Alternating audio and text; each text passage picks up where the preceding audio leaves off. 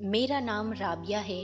मैं एक गरीब घराने से ताल्लुक़ रखती हूँ। मैं अपने वालिदैन की इकलौती औलाद हूँ।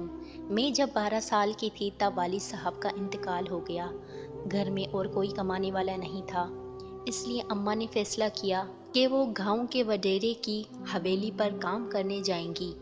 वक्त गुज़रता गया। अब मैं 16 साल की हो चुकी थी। मैंने बामुश्किल मैट्रिक तक तालीम मुकम्मल की।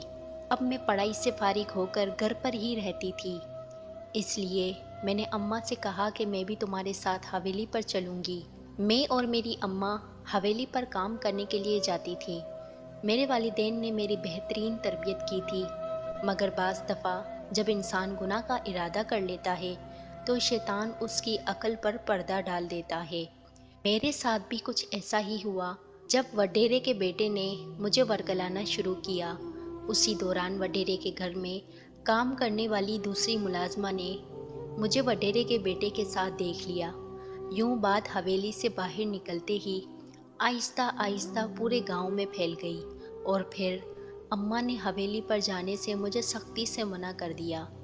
मगर चूंकि मुझ पर हवेली पर जाने की पाबंदी लग गई थी, तो गांव में 6 मंगोइयाँ होने लगीं और ये बात पूरे गांव में आग की तरह फैल गई।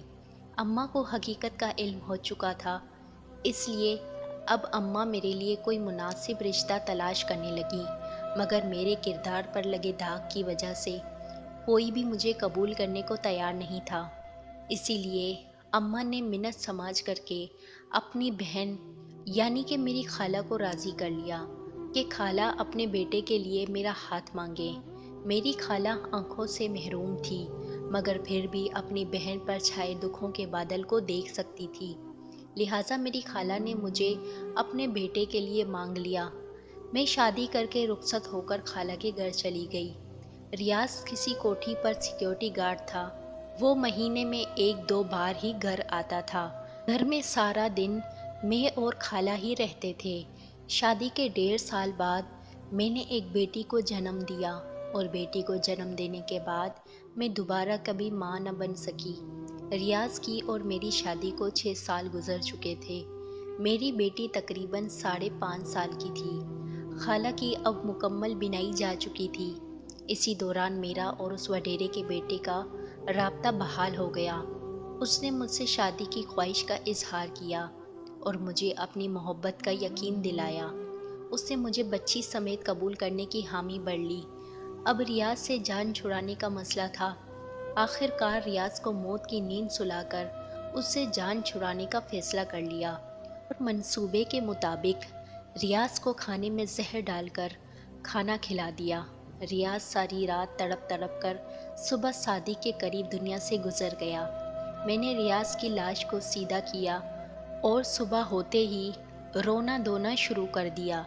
चूँकि रियाज के पीछे उसकी बूढ़ी नाबीना माँ के अलावा और कोई रिश्ता न था, लिहाजा किसी को भी मुझ पर शक न हुआ। किसी ने मौत की वजह जानने में दिलचस्पी न ली। रियाज को दफना दिया गया और मैं रियाज की माँ के हमरा अपने घर आ गई। इद्दत पूरी होने के बाद मैं वडेरे के बेटे के साथ अपनी बेटी को लेकर घर से फरार हो गई और उसने मुझसे निकाह कर लिया। सब कुछ बिल्कुल ठीक चलता रहा, यहाँ तक कि मुझे अपनी गलती गुनाह का कभी एहसास भी न हुआ। वक्त गुजरता गया। मेरी बेटी जो अब 14 साल की हो चुकी थी, उसने एक दिन मुझे बताया।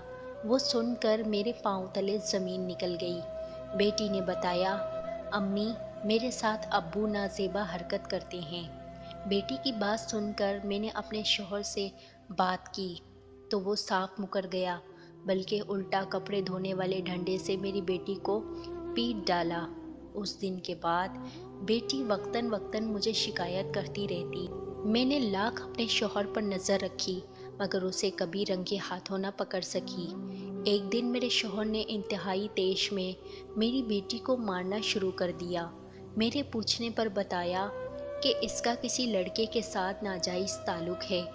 मैंने भी अपने शौहर के साथ मिलकर बेटी को पीटना शुरू कर दिया। मेरे शौहर ने कहा कि ये अपना गुनाह छुपाने के लिए मुझ पर इल्ज़ाम लगाती थी, जबकि मेरी बेटी रो रो कर कहती रही कि अम्मी, मुझ पर अब्बू ने अपनी हवस मिटाना चाही। میں نے انکار کر دیا تو اس بات کی سزا دے رہے ہیں۔ میں نے بیٹی کی بات کا قطعی یقین نہ کیا کیونکہ میرا ماضی میرے سامنے تھا۔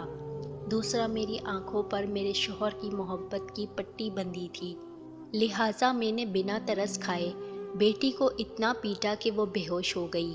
اس دن کے بعد میری بیٹی نے کبھی مجھے اپنے سوتیلے باپ کے متعلق شکایت نہیں کی۔ پھر اس واقعے کے 6 ماہ بعد اچانک میری بیٹی نے خودکشی کر لی۔ پولیس نے لاش تحویل میں لے کر پوسٹ مارٹم کروایا تو پتہ چلا کہ میری بیٹی حاملہ تھی۔ ہم دونوں میاں بیوی گرفتار ہوئے۔ پولیس کی تفتیش کے دوران میرے شوہر نے میرے سامنے میری بیٹی سے زیادتی کی تصدیق کر دی، بلکہ یہ بھی بتایا کہ وہ میری بیٹی کو ڈرا دھمکا کر دوستوں کی لذت کا سامان بھی بناتا تھا۔ اس انکشاف کے بعد میرے تو حواس بحال نہ رہے، میں بے ہوش ہو کر گر پڑی۔